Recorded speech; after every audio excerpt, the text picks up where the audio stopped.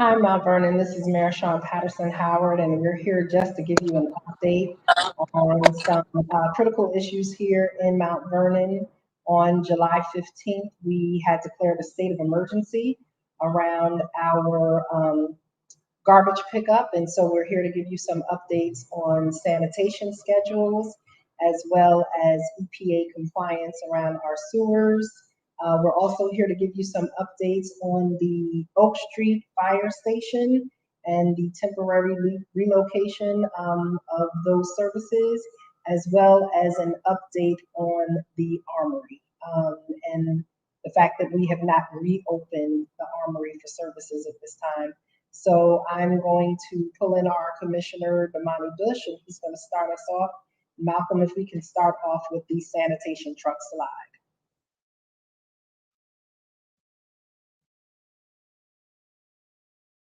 Commissioner Bush, you can take yourself off. Oh, I was waiting for the slide. I'm sorry.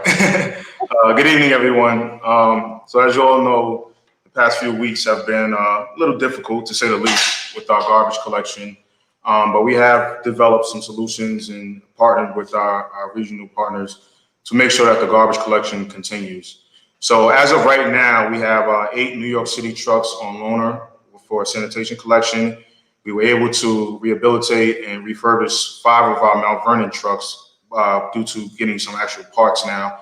And we still have 2 of our Yonkers trucks that are on lend right now. So all of our collection is back to normal schedule. If you look at your schedule every day, it's going to be back to rubbish collection, our yard waste collection. Everything is back in full effect. So I would definitely say thank you to our New York City partners, Yonkers partners, as well as the state, who actually stepped in and helped us for a few weeks as well too, to collect our garbage. So as I said, right now, everything is back to normal pickup for our refuse collections. We also have 3 street sweepers that are being loaned to us from New York City. I know we received a few complaints, to say the least, about streets not being swept.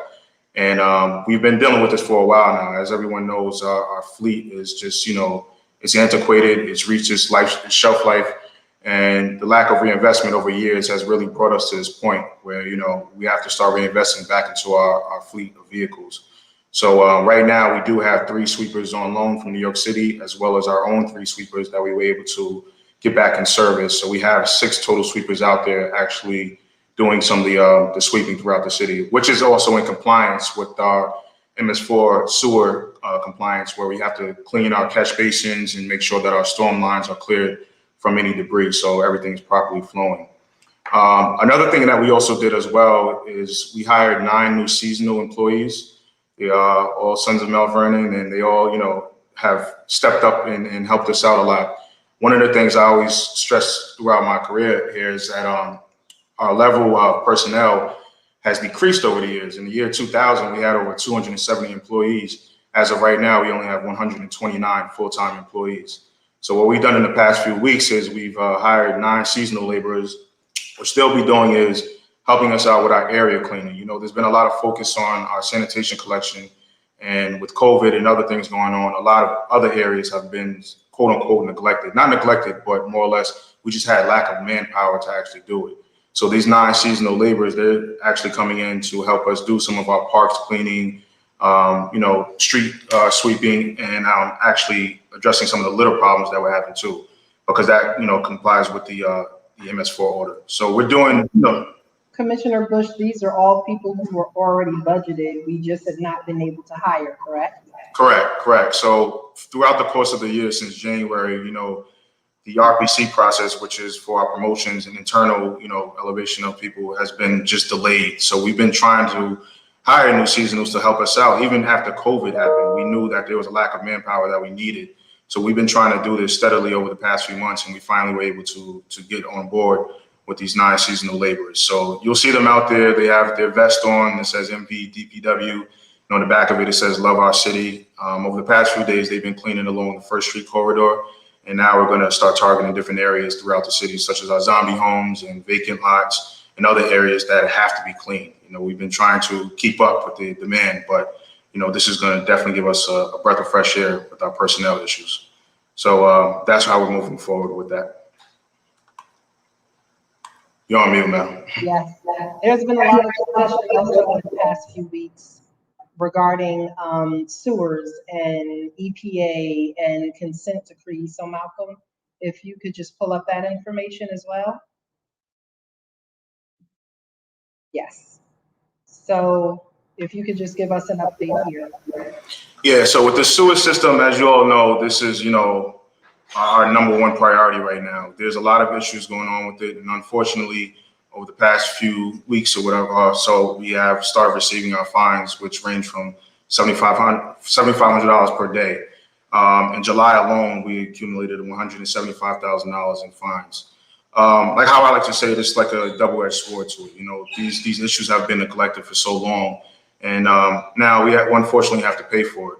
The good thing about it, though, is, as much as it's punitive, they are stating that we have to take that money that's being penalized and reinvest it back into repairing our sewer system. So we're going to continue going on with that. Over the past few weeks as well, we partnered with Westchester County and their team of engineers, and we applied for $13.8 million in grants. So we've been doing a lot of behind the scenes work to actually comply. And, not to pat myself on the back, but over the past 8 months, we've done more work than the past 10 years. So, slowly but surely we're getting there. Like I said, we've been working with the county and Arcadis on developing an RFP to bring in the expert engineers to assist us with the DEC grants and that so forth. So we're getting there slowly but surely, but we're just really behind the 8 ball. But we are doing a lot of work to, go after the funding that we need.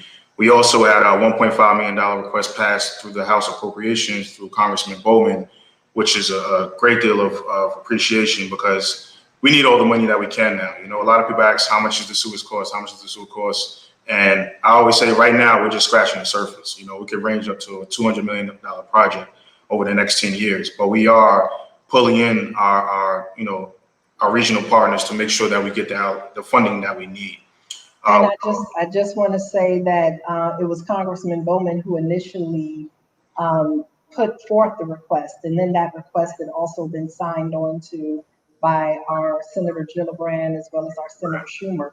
So all three of our federal electeds are all supporting that $1.5 million sewer project. So I wanted to make sure that it was our Congressman Bowman that initiated it, and our Senator Schumer and Senator Gillibrand that are supporting it. So hopefully with all three of our electeds supporting the same project, it will not only just pass the Congress as it already has, but it will also pass through the Senate. So it can be issued to us as a legislative member item award. Right.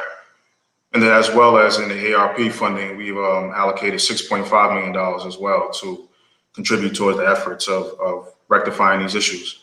So like I said, we're doing a lot of the groundwork now. We're out there. Our team is really stepping up our game in terms of complying. Like I said, over the past few months, despite the penalties at hand right now, we've done a great deal of work, and really reached out to our partners and began building the team around us to really comply. So we're getting there slowly but surely.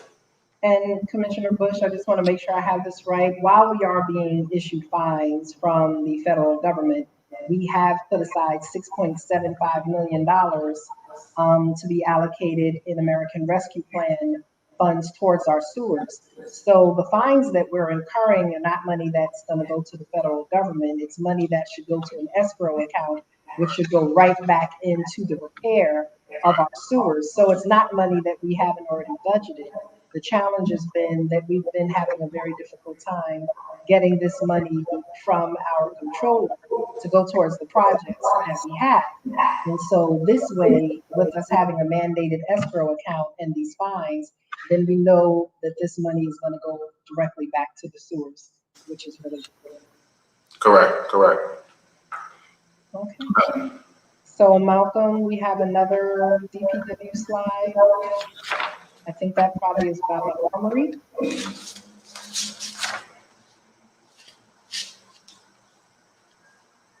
Okay, so the armory.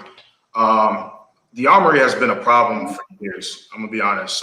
It's just one of those things where, with all of our city-owned buildings, as you see, it's just been neglected. The roof and the floor are structurally unsound. There's a lot of brick and pointing repairs that need to be done within the building, as if you walk into the first floor of the armory, you'll see that the plants and trees actually started growing inside the building. That was desperately due to the water infiltration that just been seeping through for years and years. And unfortunately, it's just, lack of maintenance and lack of reinvestment to actually address the issues. So as of right now, we've relocated our Office of the Aging and Nutritional staff to the Dole Center just to, complete the services that the city needs. So right now, what we'll be doing, we'll be requesting for $500,000 that was submitted to the U.S. Senate delegation.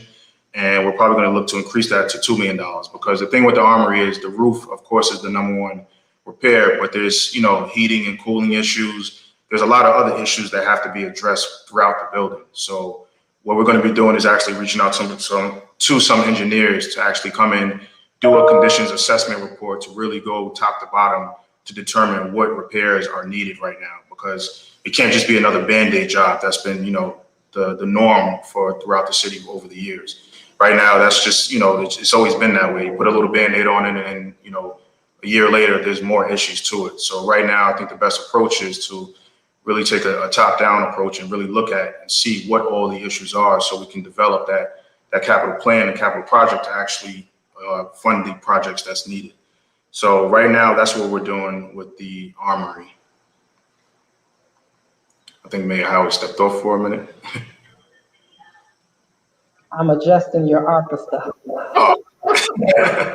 Okay, all righty. So yes, there's been discussion. There have been some people, look, disinformation and misinformation are really unfortunate. It's not something that just happens here in Mount Vernon. But some people have said, oh, they hear that we have plans on selling the armory. None of that is true. We have had no discussions about selling the armory. We actually put in for a $500,000 grant for a federal line item budget to start working on the armory. We're waiting for that to see if that goes through. We're even in the process of seeing if we could increase that initial request, because we were told it was a $500,000 ceiling, but there might be opportunities to increase that. So we're looking to increase that federal request to $2 million. So look, right now, as we've said, we have not dealt with the decay of city-owned buildings for a long time. We've kept them open when we would shut other people's private properties, and that's something that we just cannot continue to do. And so this is the time when we have to really take a look at these buildings, temporarily close them, seek the resources to fix them, because we don't want a situation like Miami where something crumbles or there's some major accident, and then we say, oh, well, we were just trying to do the best that we can. That is not acceptable. And as other communities have been evaluating their properties in the light of the Miami situation, we're doing the same. And so we made that decision to temporarily close the armory so that we can get the much needed repairs, and it will open when we're able to do so. Do we have the exact timeline on that right now? No. We have to get an engineer's report, and then we have to go and do architectural reports, put out an RFP for repair, and that can take a while. We're not putting a timeline to it right now, but no one's been in a rush to deal with the decay in that building for 20 years, and we're gonna make sure that we're able to open it and operate it properly, and that is our focus. So there are no plans, no designs to sell the armory, but there are plans to seek the funding that we need to properly renovate the armory and ensure that it is adequately equipped and prepared to receive our seniors as well as our young people through Rose Simon who have different abilities. Okay, so Malcolm, are there any more slides for Commissioner Bush? I can't remember what's on the deck for him. I know it was the sanitation trucks. Anything else? If not, we're going to move over to our Chief Odendo. We can always come back to you in a second, Commissioner Bush, but we're going to move over to our Chief Odendo so he can talk to us about Station 4 on Oak Street. Okay, there you go, Chief. You could. Oh my goodness, we can't hear you. We had this problem before. Oh my goodness, we can't. Wow. So we can't hear you at all. So can you see if you can do it from your cell phone, or are you on your computer or on your cell? We can't hear you. So I'm gonna go through it for a moment. So very similar to the Armory, when we look at our Oak Street Fire Station, upon recommendation of our DPW commissioner, our building commissioner, our fire commissioner and chief, um, and of course, the mayor's office and our city engineer, we have made the decision to temporarily close and secure Station 4, which is on Oak Street, and we're relocating those services temporarily to the 3rd Street Firehouse. That is what we're doing right now. The reason we had to do that is because the structural integrity of the building was not sound. The floor in which the fire trucks sit on has been held up for the past 12 years by wooden temporary structures that have been in place for 13 years and are not adequate to continue to maintain the strength of that floor. We cannot have a fire truck that falls through the floor. We can't have staff that fall through the floor. The roof on that fire station needs to be replaced. There is extensive mold that is happening in the sleeping quarters and the living quarters. Our fire officers work and live there 24 hours a day. We have holes in the dormitory floor, so you could literally step and fall through. They're being covered by cones, there's leaks everywhere. And the structural integrity of some of the external walls, there's no mortar in between the bricks anymore for lack of brick pointing. And this is a station, I'm not going to say that it's in disrepair. It's not in disrepair, but it needs major renovations in order for it to safely and adequately house our fire officers, our firefighters, and our fire operations. And so the temporary plan of operations, as it's been stated, is moving the staff and the engine, the apparatus, over to our 3rd Street Firehouse. And then we are working with a property owner here in Mount Vernon to, at least for a year, to relocate the Station 4's services over to the Mount Vernon West train station. We have been able to identify space at the Mount Vernon West train station, about 3,700 square feet, where we will be able to put our staff, where the dormitory can be there, the living quarters, the operations can be there, which will keep them in the West End. And that is our focus. So for the next, 3 to 4 weeks, they will be at the 3rd Street Firehouse. Chief, I'm sorry we can't hear you, but I know that the chief, along with his team, has made sure that while they're not in the building, that the apparatus is patrolling the neighborhood on the West End and where the truck would usually be housed, to make sure that we're maintaining a presence in that neighborhood and that we're able to respond to any crises and emergencies. The EMS vehicle, our ambulance, which is usually also housed at Station 4, is also posted up over in that West End to make sure that there is no increase in response times, because we know with fire and with ambulances, response time is everything. So those things have been thought out. But the 3rd Street Firehouse is a temporary solution for the next few weeks. We are going before the city council because it will cost the city of Mount Vernon about $100,000 to relocate Station 4 temporarily at the Mount Vernon West train station. The reason that we feel it's so important to have a presence in this quadrant of our city is because it is one of the most densely populated residential neighborhoods in the city. Additionally, it also houses an extensive amount of our commercial businesses in this end. And there are a lot of multiple family homes there. Some of them are rented out. It is the part of the city where we did have fatalities years ago. And we understand also that it's the section of town where a lot of our newcomers Our immigrant populations are moving in for the first time, and we want to make sure that this very, I would say, densely populated and commercially utilized part of the city is adequately protected. There have been questions about us having a old fire station on 6th Avenue. Yes, we have a firehouse on 6th Avenue, but that's been closed and used as storage for decades now.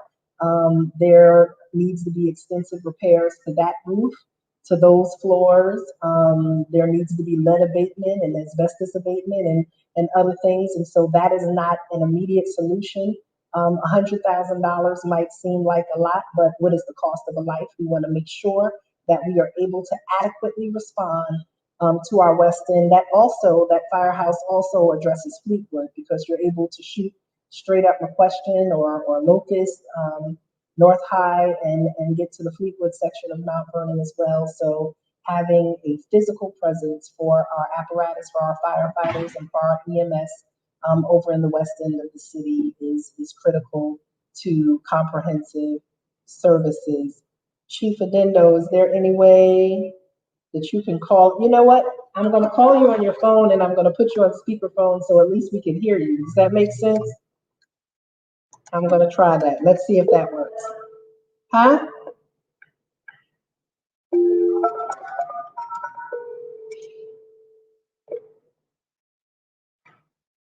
Mayor Howard. Okay. Can we hear him online, Malcolm? Can you speak, Chief? Yes. Okay, so they can hear you. Okay. Well, I mean, I'll just jump in. You hit most of the points that we were looking to hit. The only addition I would add is to your initial point about the building and the level of neglect. We specifically, as an emergency services agency, are required to go in and do violations and update or discuss with people issues around life safety in buildings. But yet in the buildings that we are in or that we are currently occupying, it's definitely at Station 4. There have been critical issues, long-standing issues at that building. So we're glad to see that these things are finally being addressed. And then the only other point I would add is that though we did lose the building because of the work that's been done around the MTA bridges, that will also help us manage our response times in both the West End areas and also on Fleetwood, because though we are staged at Station 3 with the 6th Avenue Bridge and the 10th Avenue Bridge and the soon to be open 3rd Avenue Bridge. Tomorrow the 3rd Avenue Bridge opens. So we'll be able to continue to manage that level of service, even though we are a little bit further away from the areas that we've historically been staged in. And so, we know years ago that Station 1 was closed and they moved the men out and had them in trailers, but this is the first time we've kind of moved our apparatuses, and that's why, as I speak to the City Council tonight, I will express to them the urgency of ensuring that we're able to enter into a contract for the space over at the Mount Vernon West train station. I know you and the commissioner, the deputy commissioner, quite a few of the firefighters have been able to go over there. And as we stated before, Mount Vernon, the firefighters work 24-hour shifts. They work 24-hour shifts. So firehouses don't just house the engine, but they have kitchens because they live there. They're living there around the clock. There has to be kitchens, there's sleeping quarters. Just like you see on television and all of the different fire shows, there are showers and bathrooms. And so what they need in their stations are quite unique. And we have a property owner here in Mount Vernon who has all of those things available and is changing some of the bathrooms into showers so that could work. Getting you over to the West End, I know, is a definite priority of mine and of our fire leadership. But this weekend people didn't see any change in service because, as we stated, they are staged right now. So while the firefighters might sleep and eat at Station 3, they are very, very much staged over in the West End area for right now. But we need something that is more of a longer term or midterm solution, and that would be to house them over at the Mount Vernon West train station, which is only about 2 blocks away from the Oak Street Firehouse. Would that be correct? Two, That's 3 correct. blocks? That's correct. Okay, so it wouldn't impact response time. So Malcolm, do we have anything else that we're supposed to show on that slide deck? I want to make sure that we've covered everything.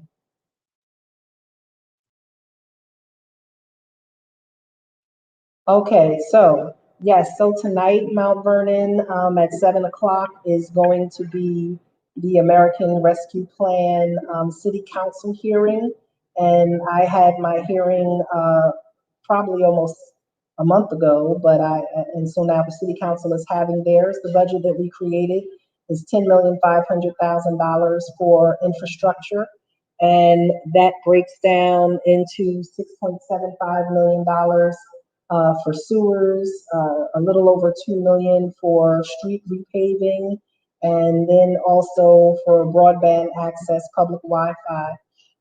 For government services, we put forth a budget. I'm trying to see if I have, Malcolm, Aris lady, can you go in the office and grab that paper for me? Because I don't have everything right in front of me. Premium pay for our first responders, our essential workers, because we were not able to give them hazard pay before. And so we have that in the budget. Government services, putting in money into the building department. Hopefully that will make people happy. It takes a long time to get plans reviewed and permits. And so we're putting in 750,000 there. For the fire department, we are putting in $2.1 million for an aerial ladder, as well as the Jaws of Life, because the fire department does a lot around vehicle accidents and rescuing people from vehicle accidents. We're putting in that rescue equipment. For the police department, we are putting in police cars, police equipment, surveillance equipment as well, and a mobile command center.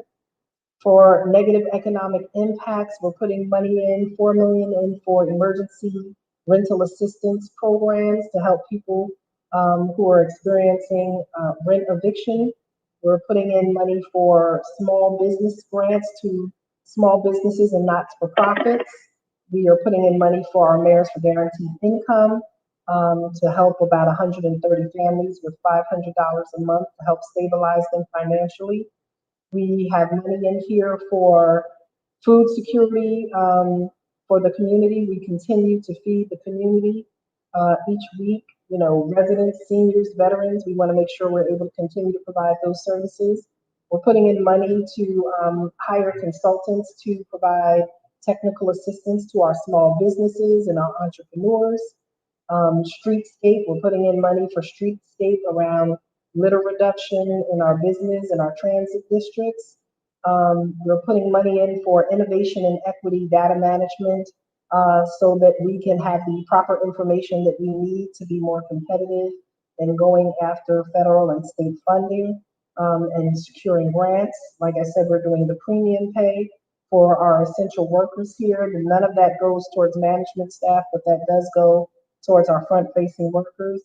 And then services to disproportionately impacted community, focusing on public health. We've put aside money for sanitation trucks so that we can purchase our sanitation trucks and not just borrow them from New York City and Yonkers. Street sweepers, because we need to sweep the streets and keep the gutters clear and the, the catch basins clear. Because winter is coming, like Damani says, we know that's Game of Thrones, but it would be torture for Mount Vernon if we don't have our small snow plows and trucks. For violence prevention, we're putting over $2 million, and that's focusing on quality of life initiatives, violence prevention initiatives, body cameras for our police, a mobile command station, surveillance equipment, community policing, and our CORES services. We're also putting in money in there for renovation of Station 5 so we can have a place to house our ambulances. And also to hire EMTs to service Mount Vernon. Right now we have 2.5 ambulances that we pay $500,000 a year to kind of do a contract. But what we're doing with our HUD money is we will be purchasing 6 ambulances, and we will be hiring our own staff here in the city of Mount Vernon to work and provide EMS services for just a little bit more than that. And then one of the exciting things is we put aside $3.5 million so that we can do renovations, to critical renovations that are needed for some of the city-owned properties, so that we can get them upgraded, whether some of it is roofing work, HVAC, heating, ventilation, so that people can breathe, so we're not dealing with mold. Also to bring in some exhaust systems into our fire stations. And then also with Emergency Operations Center, to make sure that we have an emergency response system so we can get information, critical information out to the community in time. And so there will be a hearing at 7 p.m. For the city council, where we'll be, yep, 7 p.m. For the city council for the American Rescue Plan monies. And hopefully that will be the final stage for us to be able to move forward on all of these critically needed issues. So I'm just looking back at some of the questions right now, comments.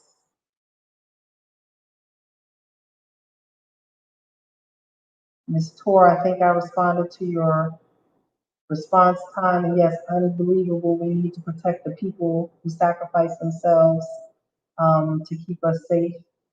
So yes, we're making sure that we can ensure that our firefighters are living in safe conditions. Yes, the firehouses have been a mess for over 20 years.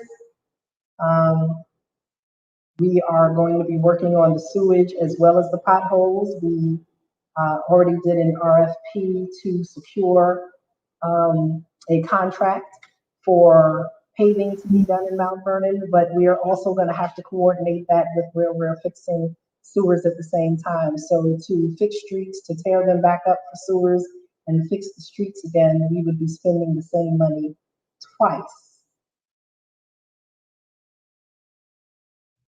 Okay. Marisol De Leon asked if the budget is approved, how quickly will things be purchased? That's always the good question. We're doing our job around allocating this money and getting the budget passed. The challenge still remains the controller and how much she will be compliant and move on this, but we are doing what we need to do on our end, and we will work to push through any of the approved allocations on the other end. And then Ms. Bofello, I believe you're talking about the old ICA building across the street from the Armory. Yes, we're going to, we have to write some fines and violate, again, Commissioner Bush, that property, because the residents are complaining about rats as well as raccoons living in that property, which we know is owned by a business. And so we're gonna have to reach out to that business again to compel them to clean that area, as well as issue them fines. And so I think that is it. I think, Commissioner Bush, do you have anything else? No, I definitely want to say thank you to my guys for continuing to do the services without the lack of equipment. It's just been tough, but they've really been out there and stepped up to make sure that the collection was done. Like that weekend alone, we picked up 300 tons of garbage just to make sure that the streets are clean. So I really give a lot of, kudos to my guys for keeping up the good work. And thank you to the residents for, cooperating with us. It's been tough, but we're going to get through it. You're on mute. The addition, hopefully, of the 9 seasonal employees will help us to get to some of those quality of life issues like overgrown park areas, someone doing just some walking and sweeping up in areas that the street sweepers may not reach. But Mount Vernon, we also need you to do your part. If you own a business, sweep in front of your business and don't just sweep the garbage into the street. That's not helping. I own a house, and if you drive by my house, it's clean, not because DPW is cleaning it, it's because my husband or myself get out there every day and we pick up litter that's in front of our property because it's our property and we have pride in our neighborhood. And so if every resident would have pride in their neighborhood and if every business would have pride in their property, then that would help with a lot. DPW is not here to sweep the sidewalks and pick up trash that people throw on the ground. This is not about South Side, North Side. This is about how we respect our neighborhoods.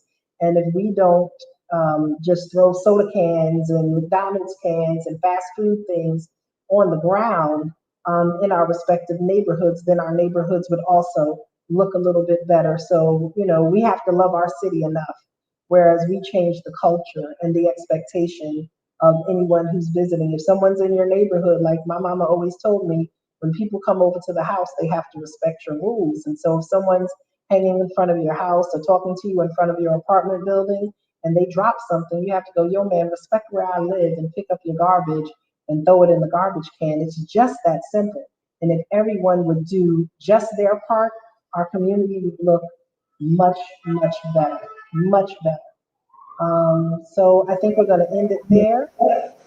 And thank you, everyone. We will be coming to you with more updates. We've just been dealing and juggling a lot of glass balls, but it's not that we are not paying attention to what you're saying. We are definitely paying attention, and we're moving forward. So we just wanted to give you this update. Please tune in to the City Council American Rescue Plan public hearing, and we need your support and to move this forward. And yes, Mr. Pestone said it's you know, people are throwing garbage out of the cars as well. So, you know, people just, we need to get to a place where we respect our community, where we make people respect our neighborhoods. And it's not rocket science, and everything doesn't have to happen to a fine. We don't have police officers. We don't have enough police officers to just walk around and fine people for littering. We have police officers who are dealing with serious public safety issues. And we have to find a balance. We have to find a balance.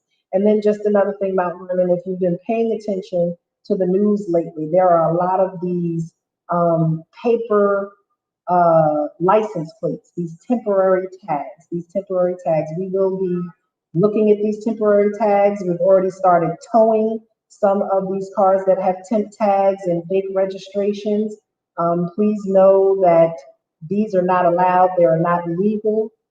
We know that there are some people who are using these types of cars for criminal activities, and we will not put up with that in Mount Vernon. And so if you have temp tags that are illegal, please know that we will be looking to not ticket you because we can't trace you, but we will be looking to tow you, and then you will have to do what is necessary through the courts to get your property back. So that's just an observation. It's on the news.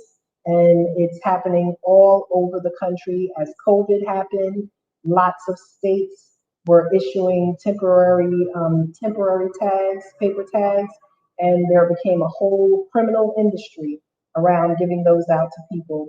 But I think everyone in the region is cracking down on those, and we're doing the same here in Mount Vernon. Everyone, thank you so much. Have a great day, and we have our next meeting to go to. Thank you again, Commissioner Bush, and thank you, Chief Odindo. Thank you, Mount Vernon, for your patience, and thank you also to our staff for continuing to do the very hard work for this community with very limited resources. You're all appreciated, even if it doesn't always feel like it every day. Thank you. God bless.